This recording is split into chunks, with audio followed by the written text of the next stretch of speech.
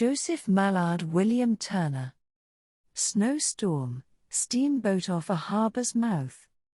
Painted in 1842, this particular artwork is currently housed at the Tate Gallery in London.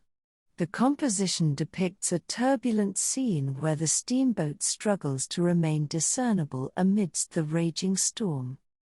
The ship's presence is barely visible through the waving flag and its brave battle against the surging waves and the snowstorm.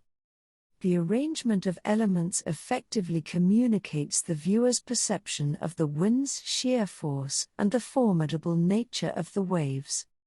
The composition is characterized by swirling brushstrokes and a dynamic arrangement of elements, creating a sense of movement and energy.